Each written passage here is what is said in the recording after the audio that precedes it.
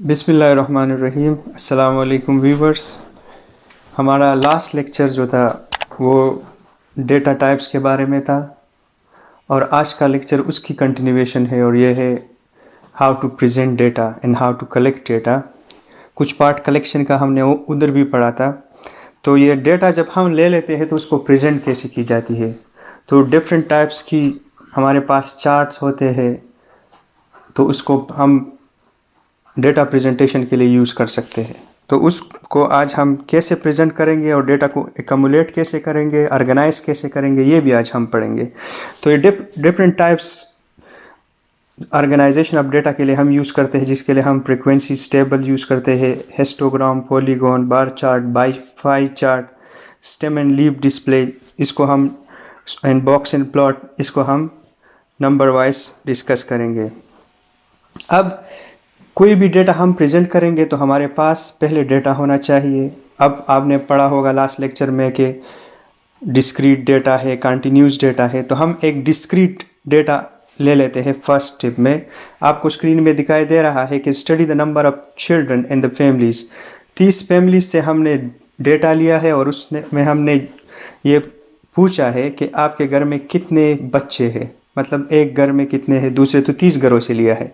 तो डिफरेंट हमारे पास जो सैंपल साइज है वो 30 है और उसने डिफरेंट आंसर की है। किसी ने कहा मेरे घर में 2 बच्चे हैं, किसी ने कहा 3 बच्चे हैं, किसी ने 5 कहा है, किसी ने कहा है भी नहीं। तो ये एक डेटा हमारे पास आ गई है। अब डेटा की प्रेजेंटेशन की फर्स्ट रूल्स ये है कि जब भी आप डेटा प्रेजेंट करो उसको आप असेंडिंग ऑर्डर में आपने उसको अरेंज करना है। अब आप सामने स्क्रीन पे देख रहे हो, किसी ने कहा है 3 बच्चे हैं, 2 बच्चे हैं, 5 बच्चे हैं, 3 बच्चे हैं, 1 बच्चे हैं।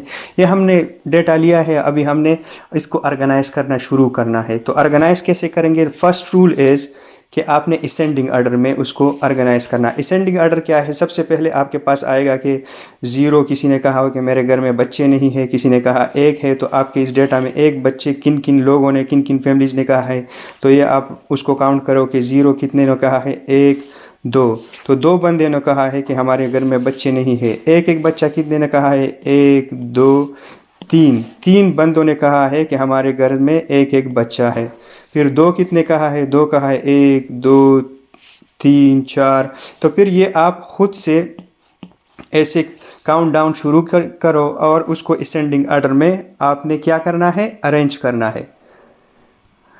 अब ये एक आपके पास डेटा है, इसको नंबर स्टेप वाइज हमने कर दी है। अब ये हमने असेंडिंग ऑर्डर में किया है। तो 2 लोगों ने कहा है कि हमारे घर में बच्चे नहीं है, 3 फैमिलीज ने कहा है कि हमारे घर में एक बच्चा है, 5 लोगों ने कहा है कि हमारे घर में 2 बच्चे हैं, 5 लोगों ने कहा है कि हमारे घर में 3 बच्चे हैं, 6 लोगों ने कहा है कि हमारे। तो ये असेंडिंग ऑर्डर में अब हमने इसकी फ्रीक्वेंसीज बनानी है।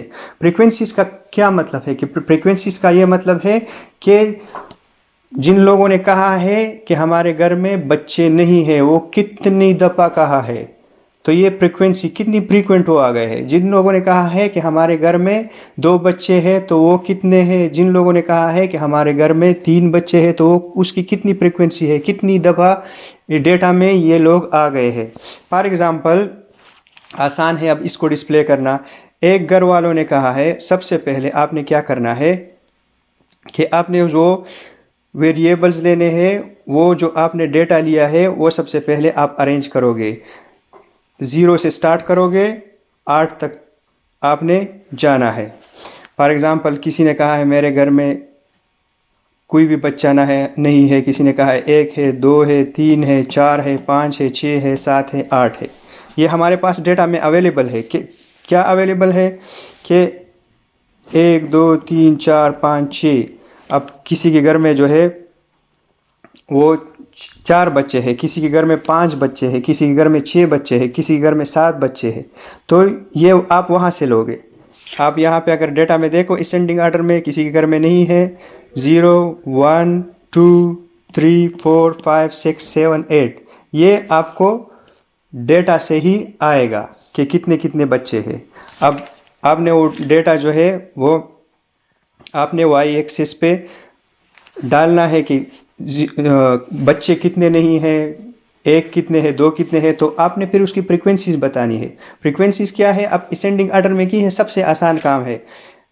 जिसने कहा है हमारे घर में बच्चे नहीं है वो कितनी दफ़ा है, दो, तो आपने डायरेक्ट टेबल में दो लिखना है। जिसने कहा है कि हमारे घर में तीन बच्चे हैं, तो आपने एक बच्चा है तो वो तीन लोगों ने कहा है तो आपने उसके सामने तीन लिखना है। मतलब ये जिसने कहा है कि हमारे घर में एक बच्चा है तो तीन दफ़ा आया है, तो ये फ्रीक्वेंसी इसकी तीन होगी। जिसने कहा है हमारे घर में दो बच्चे हैं, तो वो कितने लोगों ने कहा है, एक दो तीन चार पाँच, वो पाँच दफ़ा आपको लोगों ने कहा है, पांच घरों ने आपको कहा है कि हमारे घर में दो दो बच्चे हैं, तो इसकी फ्रीक्वेंसी पाँच आएगी। अब आपने कहा, आपको किसी ने कहा है कि मेरे घर में छः बच्चे हैं, तो छः बच्चे जो है आपको जिसने कहा है वो आपके पास डेटा में कितने आए, दो दफ़ा।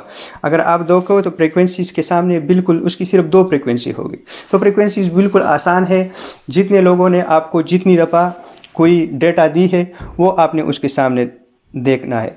अब रिलेटिव फ्रीक्वेंसी क्या है? रिलेटिव फ्रीक्वेंसी ये है कि जो फ्रीक्वेंसी आपके पास आई है वो आपने टोटल फ्रीक्वेंसीज पे डिवाइड करना है। आपके पास टोटल फ्रीक्वेंसीज कितनी है डेटा में? आपके पास टोटल नंबर 30 है। 30 घरों से आपने डेटा ली है। और जिनने कहा है कि एक बच्चा है तो वो कितनी दफ़ा है? अगर उसने कहा है तीन, तो आपने तीन 30 पे डिवाइड करना है। ये आपके पास रिलेटिव फ्रीक्वेंसीज आ जाएगी। और अगर आपने कम्युलेटिव फ्रीक्वेंसीज मालूम करना है तो कम्युलेटिव फ्रीक्वेंसीज में हमेशा हमने कम्युलेशन करना है। पहले वाली फ्रीक्वेंसीज को दूसरी वाली फ्रीक्वेंसी के साथ ऐड करके उसको टोटल नंबर पे डिवाइड करना है, तो ये आपके पास एक कम्युलेटिव फ्रीक्वेंसीज आ जाएगी। अगर आप स्क्रीन पर देखें, मेरे पास पहले जिन दो घरों ने कहा है कि हमारे घर में बच्चे नहीं है, तो उसकी लोगों ने कहा है मेरे घर में बच्चे नहीं है, तो वो दो है।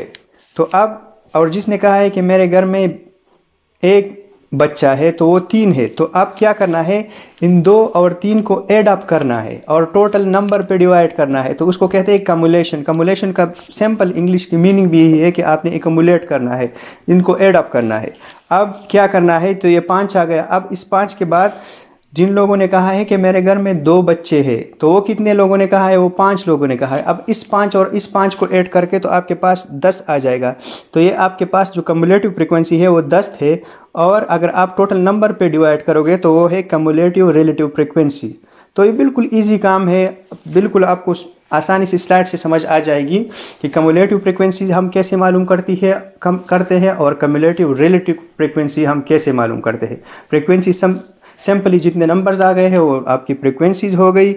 रिलेटिव फ्रीक्वेंसीज उसको टोटल नंबर पे डिवाइड करना, और एक्युमुलेटिव फ्रीक्वेंसीज दो फ्रीक्वेंसीज को साथ जमा करना, इसको कम्युलेटिव फ्रीक्वेंसी कहती है। और कम्युलेटिव रिलेटिव फ्रीक्वेंसी दो को साथ में जमा करके टोटल पे डिवाइड करके उसको कहते हैं कम्युलेटिव रिलेटिव फ्रीक्वेंसीज। अब हमने क्या करना है, हमने इसको बार चार्ट पे प्रेजेंट करना है। अब बार चार्ट पे कैसे प्रेजेंट करेंगे?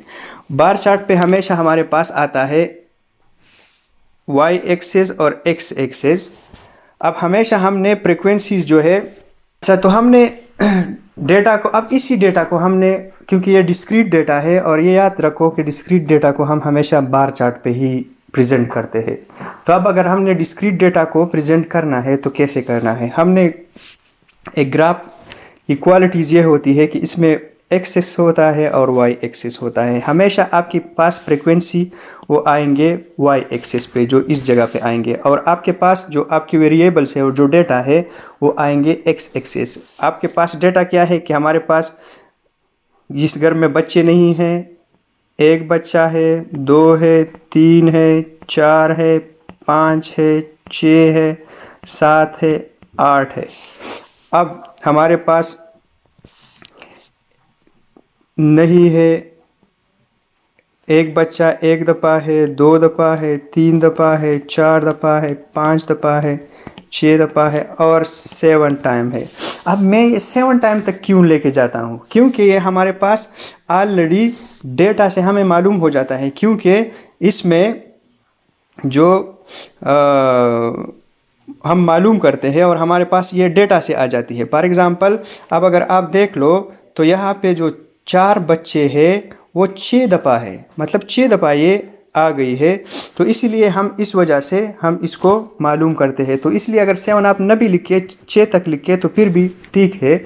लेकिन वैसे हमने इस ग्राफ में 6 तक लिखा है ताकि आपके पास वो स्पेस प्रॉपर आ जाए, लेकिन जितनी फ्रिक्वेंसी है ये जगह उतनी तक जाएगी, जितनी आपके पास फ्रिक्वेंसी आएगी उस तक ही जाएगी।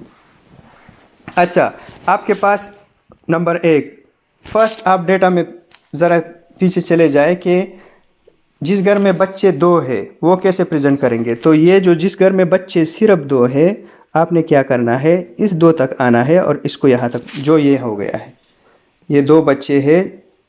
जिस घर में बच्चे नहीं है वो सिर्फ 2 लोगों ने कहा है।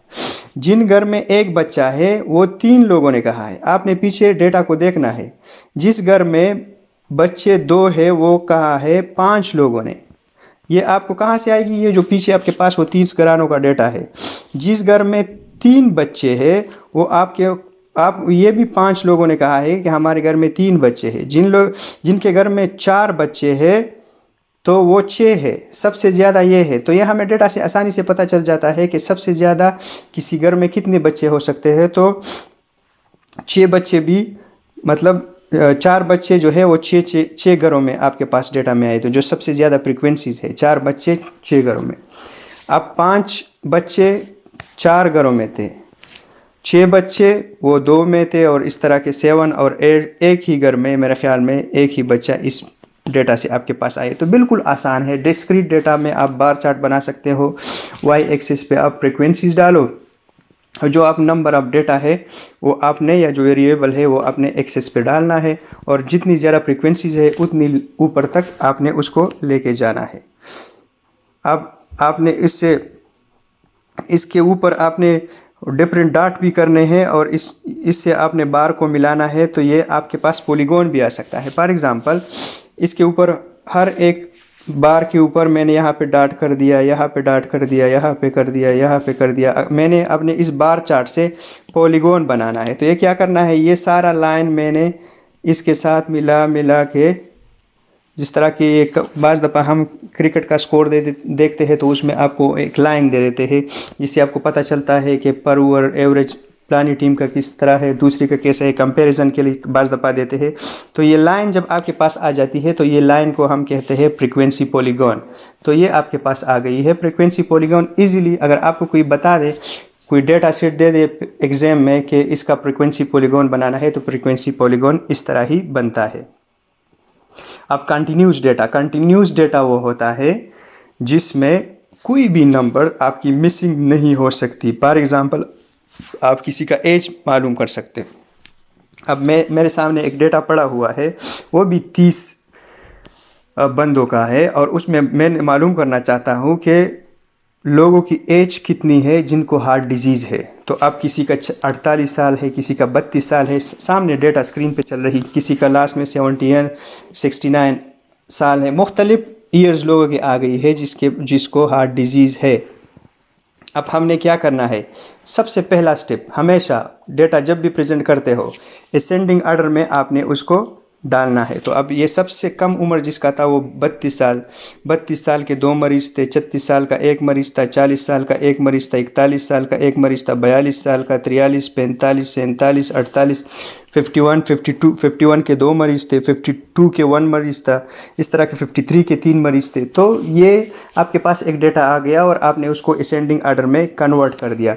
अब इसके लिए हमेशा ज़रूरी ये होता है कंटिन्यूस डेटा के लिए कि आपने रेंज मालूम करना है। रेंज मालूम कैसे करता है, रेंज हम हमेशा मैक्सिमम नंबर से मिनिमम नंबर्स को सब्ट्रैक्ट करते हैं, उससे माइनस करते हैं। अब आपके पास मैक्सिमम नंबर क्या है, सबसे मैक्सिमम जो बड़ा एज वाला बंदा है वो 71 ईयर का है, और सबसे कम उम्र वाला पेशेंट आपका 32 ईयर का है। तो इसका हमने जो रेंज मालूम किया, मैक्सिमम से मिनिमम को माइनस करके, तो 39 आ गया।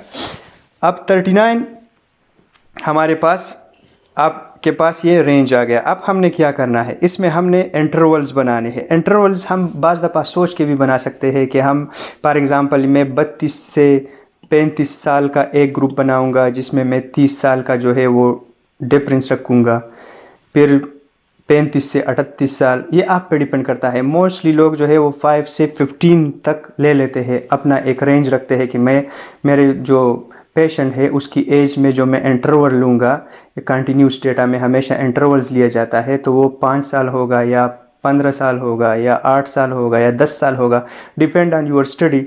तो ये आप खुद से ले सकते हो। अब इंटरवल्स फॉर एग्ज़ाम्पल मैंने 5 ले लिया कि मेरे पास जो इंटरवल होगा फॉर एग्ज़ाम्पल 32 साल से लेके 37 साल तक, ये मेरा एक ग्रुप होगा। 37 साल से लेके 42 ईयर्स तक ये मेरा दूसरा ग्रुप होगा। 42 से लेके 47 तक ये मेरा तीसरा ग्रुप होगा। तो इस तरह के हम इंटरवल्स बनाएंगे।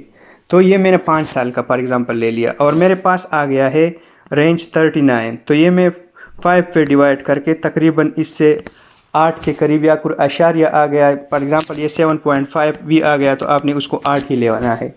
तो आपने क्या करना है कि आपके पास जो इंटरवल्स आएंगे वो 8 ही आएंगे। फॉर एग्ज़ाम्पल ये मैंने एक टेबल बनाया हुआ है कि 32 से लेके 37 तक मेरे पास कितने लोग हैं। अब ये मैं कैसे मालूम करूँगा 32 से लेके 37 तक मेरे पास कितने लोग हैं? 32, 32, 36। मेरे पास 3 लोग हैं 32 से लेके 37 तक। अब देखो यहाँ पे 3 लोग हैं मेरे पास। अब मेरे पास 37 से लेके 42 तक कितने लोग हैं? तो ये मेरे पास 1, 2, सिर्फ मेरे पास 2 लोग हैं। अब देखो 42 से अगर एक दिन कम है तो आपके पास एज ग्रुप में आएगा। अगर 42 किसी का एज है और 42 से ज़्यादा है तो आपके पास 42 से लेके 47 वाले कैटेगरी में आएगा, क्योंकि ऊपर जो मैंने डॉट किया हुआ है इस 42 का, इसका मतलब ये है कि ये 42 से कम है। 37 से लेके 42 से कम लोग ये मेरे पास 3 है। इस तरह के इतने 42 से लेकर 47 ये मेरे पास 3 लोग हैं। 47 से लेके 52 तक मेरे पास 4 लोग हैं। तो ये अब मुझे कहाँ से ये पता चलता है? ये मुझे इस डेटा से पता चलता है। अब वही वाला फार्मूला डिस्क्रीट वाला, इसमें हम क्या करते हैं? रिलेटिव फ्रीक्वेंसी बनाते हैं। आपके पास टोटल नंबर में से कितनी फ्रीक्वेंसी आ गई है? 3, तो ये आपका रिलेटिव फ्रीक्वेंसी हो गया। टोटल नंबर में से इनकी कितनी फ्रीक्वेंसी आ गई है? ये आपका रिलेटिव फ्रीक्वेंसी हो गया। अब क्यूमुलेटिव फ्रीक्वेंसी पहले वाली फ्रीक्वेंसी के साथ पिछले वाला फ्रीक्वेंसी ऐड अप करना है। तो ये 3 के साथ 2 मैंने ऐड अप कर लिया तो ये 5 आ गया। इसको क्यूमुलेटिव फ्रीक्वेंसी की कहते हैं।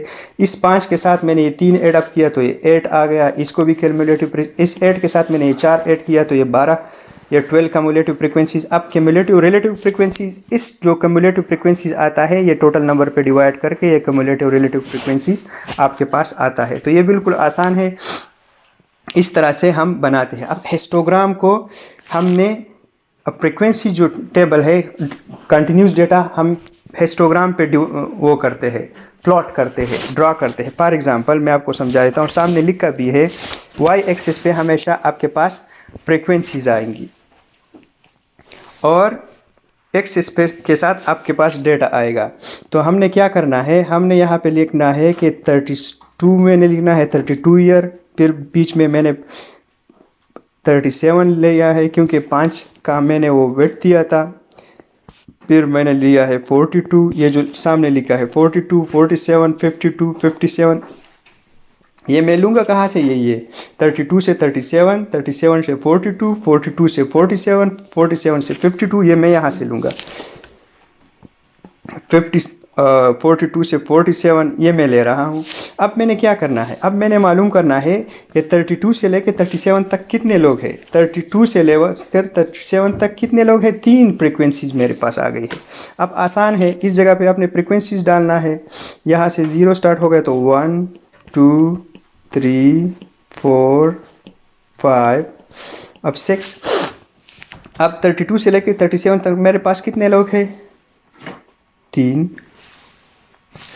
अब 37 से लेके 42 तक, 37 से लेके 42 तक मेरे पास कितने लोग हैं?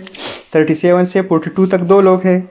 तो अब ये मैंने क्या करना है? इसके साथ मिला के कंटिन्यूसली, क्योंकि कंटिन्यूस डेटा है तो हमने कंटिन्यूसली ये 2 मेरे पास आ गए हैं। अब 42 से लेके 47 तक कितने लोगों ने मेरे पास? 42 से लेके 47 तक मेरे पास जो लोग आ गए हैं वो 3 है। तो ये मैं ऊपर लेके जाके 3 बनाऊंगा। अब ये ऐसे ही मालूम करते हैं जिस तरह ये बना हुआ है। तो इसको कहते हैं हिस्टोग्राम, और हिस्टोग्राम ऐसे ही कंटिन्यूस डेटा से आपके पास आ जाता है। फिर है पाई चार्ट। पाई चार्ट तो बिल्कुल आसान है, इस पे हम डिफरेंट फ्रिक्वेंसी जो है वो डिस्ट्रीब्यूट करते हैं और सर्कल शेप में होता है। जितना ज़्यादा डेटा किसी की आ जाती है, फ्रिक्वेंसीज आ जाती है, उतना ज़्यादा एरिया वो कवर करता है।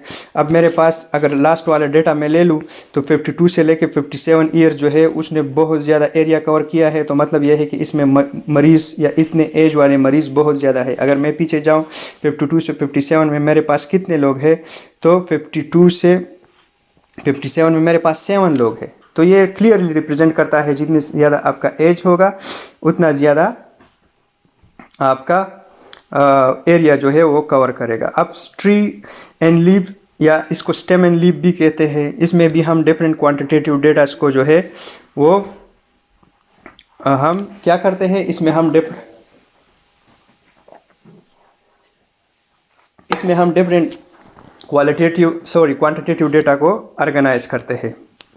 ट्री और लीफ आसान, या स्टेम एंड लीफ उसके नाम से ही जाहिर है कि स्टेम एक जो है आपका स्टेम आएगा, बीच जो पीछे उसके जितनी भी फ्रिक्वेंसीज आती है वो हम इस स्टेम के साथ लगाएंगे। फॉर एग्जांपल ये मैंने पेशेंस लिए है और ये मैंने उसके एज लिया है।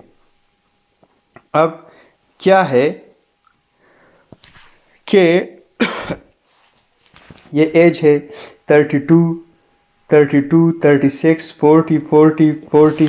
अब मैंने क्या करना है, मैंने सिंपल ये करना है कि मैंने एक स्टेम लेना है। स्टेम क्या है, मेरे पास ये 30 है, 32 है, 33 है, तो स्टेम मैंने हमेशा यहाँ पे लिखना है। और ये पीछे जो उसके आ रही है 2, 32, 32, 6, अब इस 30 के साथ जो एड अप आ रही है, फॉर एग्जांपल तक 40 तक या 39 तक, वो इसके साथ यहाँ पे एड अप होंगे। ये मेरे पास 32 है तो 30 मैंने यहाँ पे लिख लिया और इसका 2 मैंने यहाँ पे लिख लिया, तो 32, 32, 36। तो ये मेरे पास स्टेम यहाँ पे आ गया और जो उसका लीप है, जो सिंपल या सिंगल डिजिट है, वो इधर आ गया 32, 32। इसका मतलब होता है 32, 32, 36। तो मेरे पास जो ये चीज़ें हैं इसकी फ्रीक्वेंसी 3 है। अब मेरे पास ये 40, 41, 42, 43, 45, 49। अब मैंने उसका स्टेम जो है वो 40 का वो 4 ले लिया, तो 40 में एक 0 40 के साथ आ गया, एक 41 के साथ, तो ये मेरे पास कितनी फ्रिक्वेंसीज आ गई, 1, 2, 3, 4, 5, 6। तो ये मेरे पास टोटल 6 फ्रिक्वेंसी। सेम इसलिए 50 ईयर्स के लिए, सेम इस तरह 60 ईयर्स के लिए, फॉर एग्जांपल 60 से ले लो 64, तो ये 4 इसका ये आ गया, 66 6 ये आ गया, 66 6 उसका ये आ गया, 67 7 ये आ गया। तो ये अगर मैं टोटल काउंट कर दूं तो ये अब मेरे पास 7 फ्रिक्वेंसीज आ गई है। तो इसको कहते हैं स्टेम एंड लीप। आपने स्टेम लेना है, स्टेम आपका फर्स्ट नंबर होगा, जो सेकंड डिजिट नंबर होगा वो आपका लीप होगा, और स्टेम जो है वो हमने एक ही लेना है और जो लीप है उसको साथ में काउंट करना है। तो वो जो लीप हम काउंट करेंगे वो उसकी फ्रीक्वेंसीज होगी। तो ये हमारा लेक्चर आज इसके बारे में था, और इस लेक्चर के आखिर में मैंने आपको एक डेटा दी हुई है।